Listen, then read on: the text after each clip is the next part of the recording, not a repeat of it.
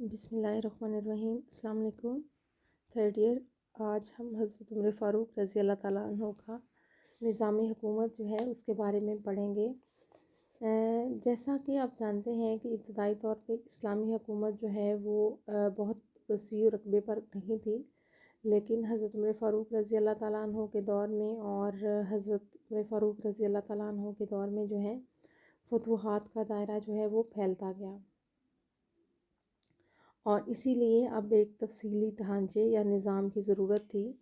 اور حضرت عمر فاروق سے پہلے حضرت ابوبکر صدیق رضی اللہ تعالیٰ عنہ کا جو دور تھا اس میں ہم دیکھتے ہیں کہ بہت سارے معاملات ہمیں ایسے نظر آتے ہیں کہ جب ریاست جو ہے وہ اندرونی طور پہ انتشار کا شکار تھی، اور ریاست میں ہمیں پتہ چلتا ہے کہ جو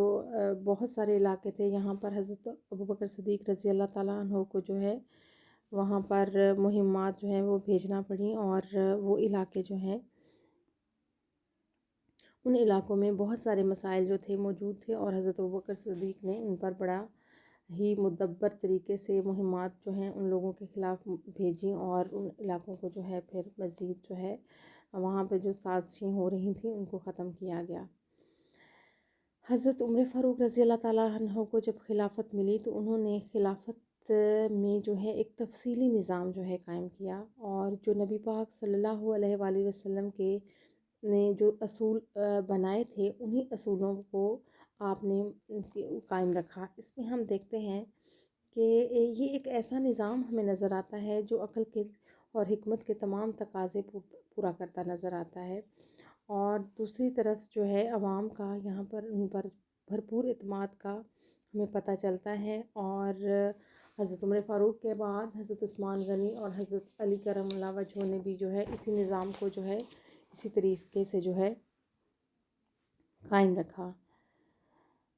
محمد حسین ہیکل جو ہے ایک بہت بڑا نام ہے، ان کا کہنا یہ ہے کہ یہ نظام جو حضرت عمر فاروق رضی اللہ تعالیٰ عنہ نے اپنایا تھا، اس کے بارے میں وہ یہ چیز لکھتے ہیں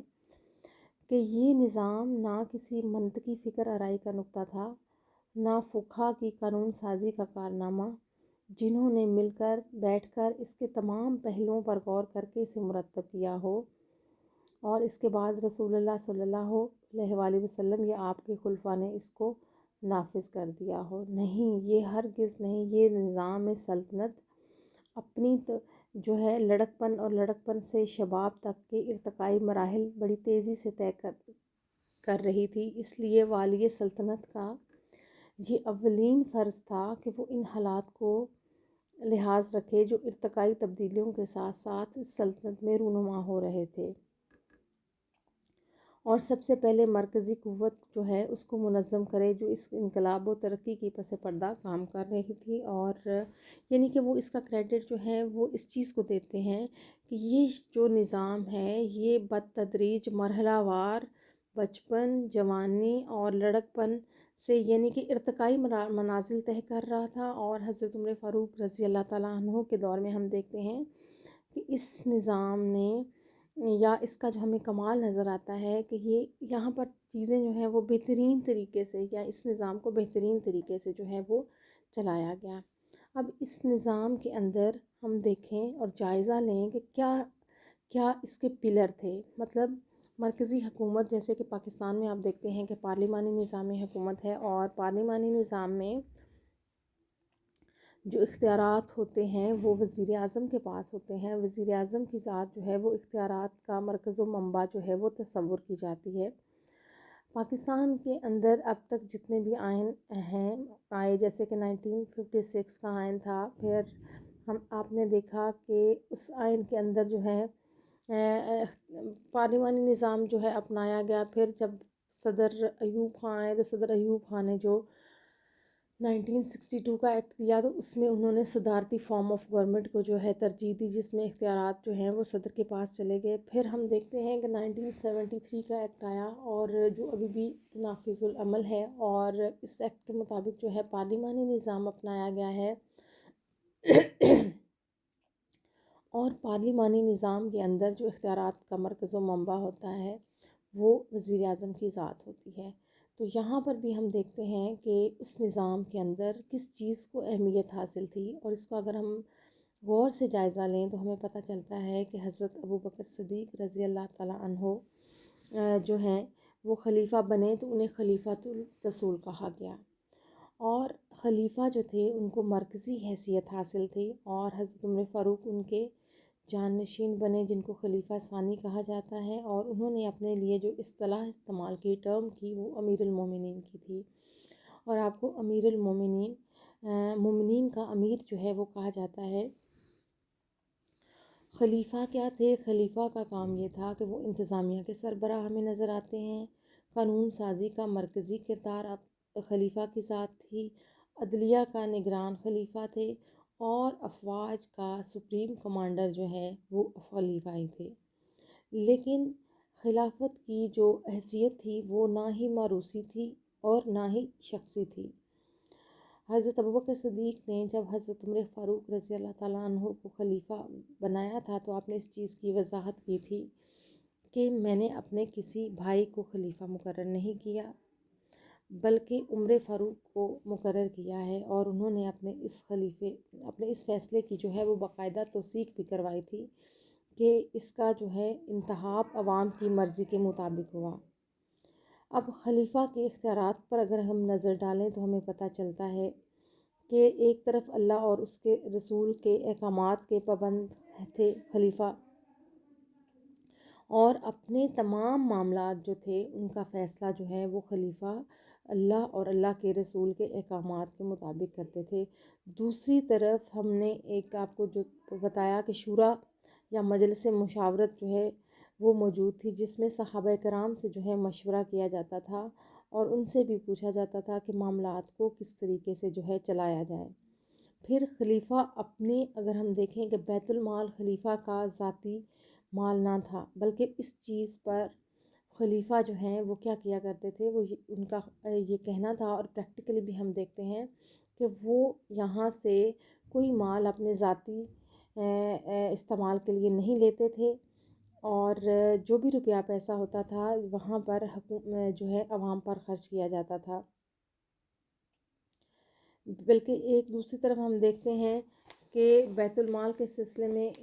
خلیفہ کے اختیارات کا محدود ہونا صرف نعرہ نہیں تھا، بلکہ یہ عملاً حضرت عمر فاروق رضی اللہ تعالیٰ عنہ نے اس پر جو ہے عمل بھی کیا۔ اس میں ہم دیکھتے ہیں کہ ایک دفعہ ایسا ہوا کہ بیماری کے لیے جو ہے آپ کو شہد تجویز کیا گیا، اور شہد جو ہے وہ بیت المال میں موجود تھا۔ آپ نے مسلمانوں سے مسجد نبوی میں باقاعدہ اس چیز کی اجازت طلب کی کہ اگر آپ اجازت دیں تو میں بیت المال سے تھوڑا سا شہد لے لوں، یعنی کہ ضرورت کے لیے بھی۔ اور تمام خلفائے راشدین کا طرز عمل یہ تھا کہ وہ بیت المال کو اس پر عوام کا حق سمجھتے تھے، اور اس کو اپنی ضروریات کے لیے اپنے اوپر خرچ نہیں کرتے تھے۔ پھر ہم دیکھتے ہیں کہ خلیفہ جو ہے وہ انتظامیہ کا سربراہ تھا اور افواج کا سپریم کمانڈر بھی، لیکن وہ تمام مشورے ہمیں پتہ چلتا ہے کہ وہ شورا کے مشورے سے جو ہے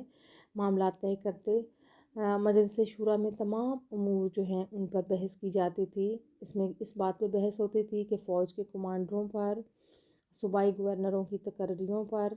اور صوبائی عہدیدار جو ہیں جو مختلف صوبوں کے اندر جب ان کا تقرر کیا جاتا تھا تو اس پہ باقاعدہ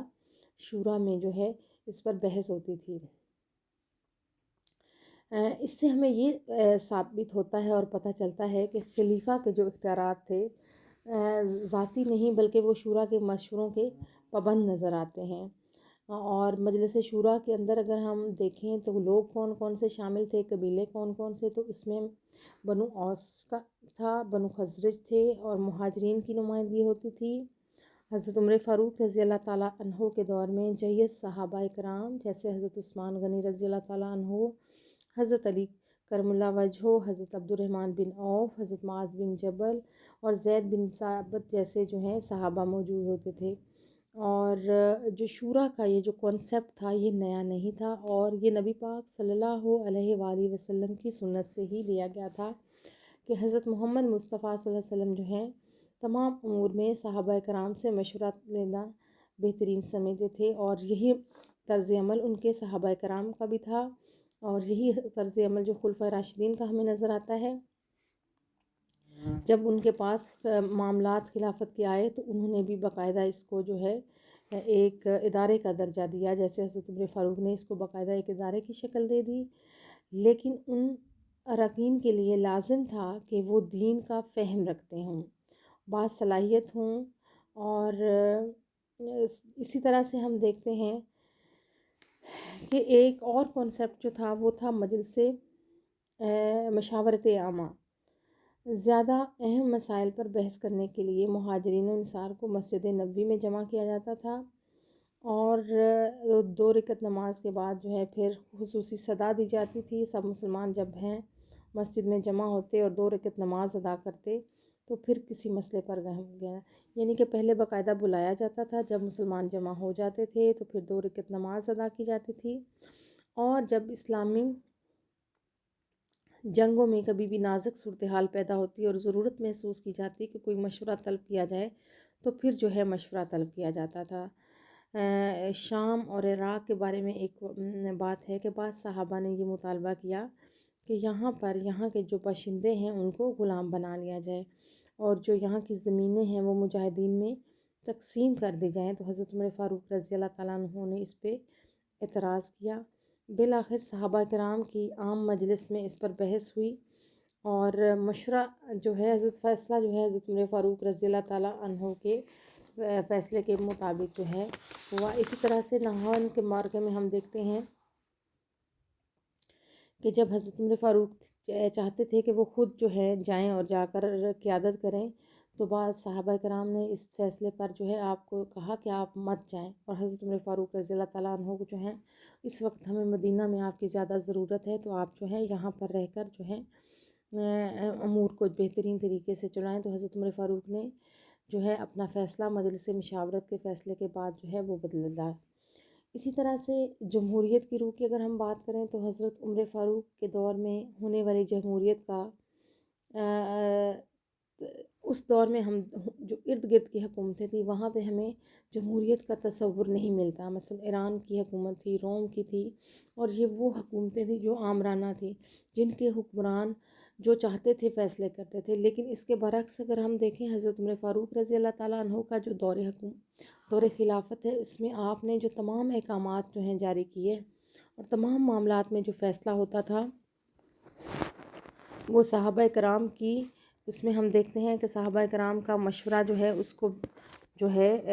اس کو بہت زیادہ رائے دی جاتی تھی۔ اسی طرح سے ہم دیکھتے ہیں کہ ان کے زیر اثر جو حکومتیں تھیں وہ جو روم کی یا ایرانی جو ان کے حضرت عمر فاروق رضی اللہ تعالیٰ عنہ کے دور کے اندر جو پیرالل ارد گرد حکومتیں تھیں وہاں پر ہمیں یہ تصورات نہیں ملتے۔ اللہ نے سورہ شورى میں مشاورت کی ہدایت فرمائی ہے، اور نبی پاک صلی اللہ علیہ وآلہ وسلم نے اس عمل کو جو ہے وہ جاری رکھا۔ حضرت ابوبکر صدیق رضی اللہ تعالیٰ عنہ نے بھی جو ہے اس کو اصل روح کے مطابق جاری رکھا، اور حضرت عمر فاروق رضی اللہ تعالیٰ عنہ نے اس کو باقاعدہ دستوری ادارہ کی شکل جو ہے وہ دی۔ فوج کی تنخواہ مقرر کی گئی، دفتر کی ترتیب کا خیال رکھا گیا، عمال جو ہے ان کا تقرر کیا گیا، غیر قوموں کو تجارت کی آزادی دی گئی، اور ان پر جو محصولات عائد کیے گئے، یہ تمام معاملات جو ہیں وہ طے کیے گئے۔ اسی طرح سے ہم دیکھتے ہیں کہ جمہوریت کے اندر دوسرا جو اہم ستون ہے اس میں ہم دیکھتے ہیں وہ عوام ہیں، جن کو خلافت راشدہ میں جو ہے وہ محفوظ رکھا گیا۔ حضرت عمر بن عاص جو ہیں ان پر بھی گرفت کی گئی۔ اسی طرح سے عوام کے حقوق میں ہم دیکھتے ہیں کہ عوام کے حقوق میں سب سے نازک تنقید کا حق ہوتا ہے، جس کو آج کے قائدین جو جمہوری قائدین بھی کہلاتے ہیں وہ برداشت نہیں کرتے، لیکن حضرت عمر فاروق نے اپنی ذات کے بارے میں بھی یہ حق جو ہے برقرار رکھا، اور اگر کسی نے کوئی بات کی تو آپ نے کہا کہ اگر کسی کو کوئی کسی معاملے میں کوئی میرے سے بھی ہے اختلاف ہے یا بات ہے تو وہ میرے سے کریں۔ اسی طرح سے ہم دیکھتے ہیں کہ حضرت شبلی نعمانی جو ہیں جنہوں نے الفاروق نامی کتاب لکھی ہے، اور یہ پڑھنے کے لائق ہے، جس میں حضرت عمر فاروق رضی اللہ تعالیٰ عنہ کا جو نظام حکومت ہے اس کو اگر آپ اس کتاب کو تفصیلاً پڑھیں تو اس دور کو آپ بہترین طریقے سے سمجھ سکتے ہیں کہ کس طرح کا نظام حکومت آپ نے وضع کیا، اور اتنا بہترین طریقے سے آپ نے نظام جو ہے اس کو چلایا۔ اس میں ہم دیکھتے ہیں کہ مولانا شبلی نعمانی الفاروق میں صفحہ نمبر 256 پہ لکھتے ہیں، حضرت عمر فاروق رضی اللہ تعالیٰ عنہ نے کسی مثال اور نمونے کے بغیر جمہوری حکومت کی بنیاد ڈالی، اگرچہ وقت کے تقاضوں کے تحت اس کے تمام اصول و فروغ مرتب نہ ہو سکے، تاہم جو چیزیں جمہوری حکومت کی روح ہیں وہ سب وجود میں آ گئیں۔ ٹھیک ہے، کہ حضرت عمر فاروق کو وہ جو حضرت شبلی نعمانی ہیں الفاروق نامی اپنی کتاب میں اس چیز کا ذکر کرتے ہیں کہ حضرت عمر فاروق نے جمہوری حکومت کی جو ہے داغ بیل ڈالی، اور اسی میں ہمیں پتہ چلتا ہے کہ حضرت عمر فاروق نے بہترین نظام جو ہے وہ وضع کیا۔ اس کے علاوہ ہم دیکھتے ہیں کہ حضرت عمر فاروق رضی اللہ تعالیٰ عنہ جو ہے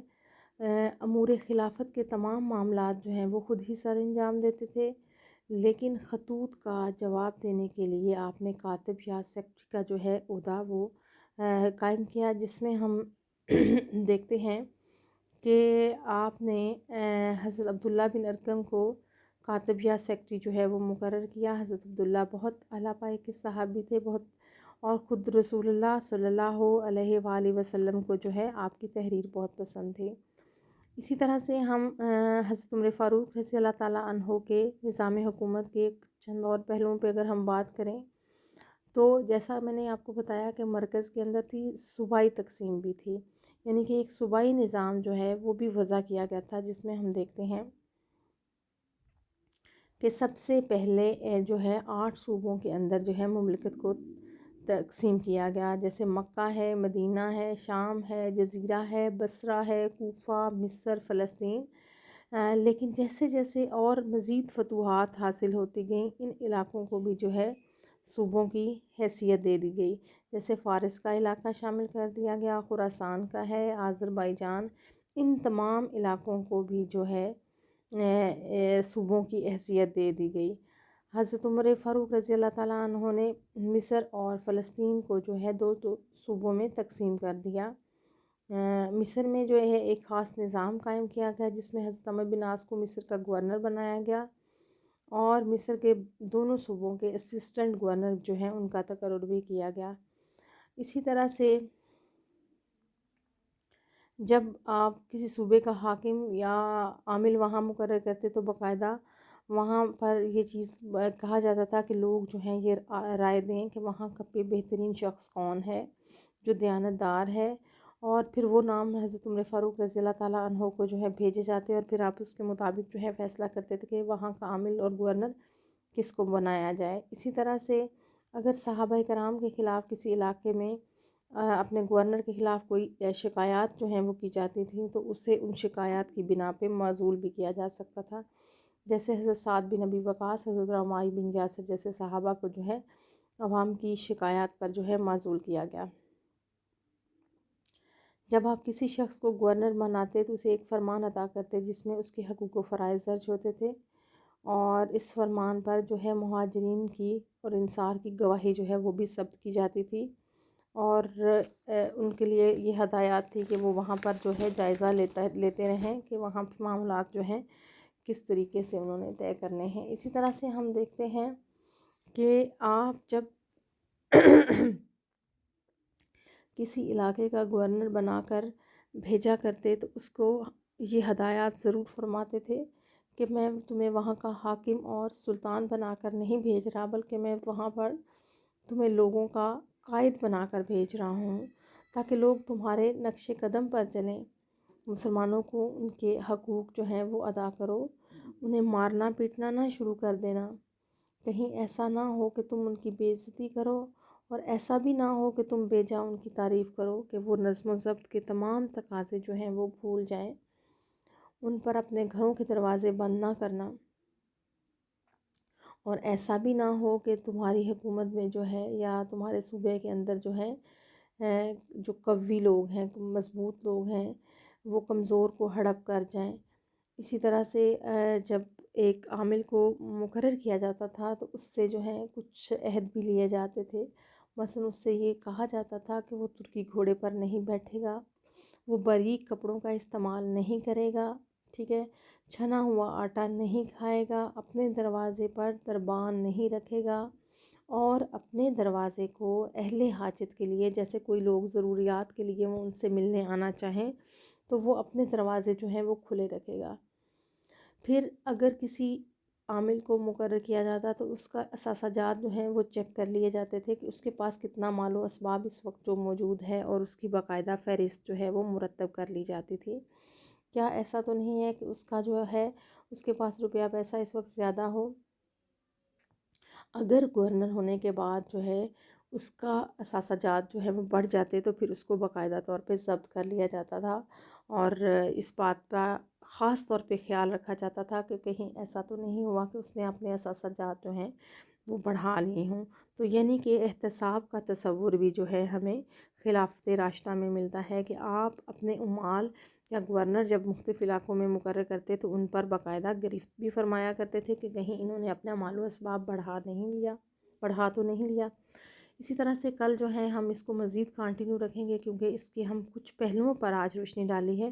کل حضرت عمر فاروق رضی اللہ تعالیٰ عنہ کے دور کے اندر جو ہونے والے شعبے تھے، جو شعبہ جات قائم کیے گئے، اس پر ہم مزید بات کریں گے۔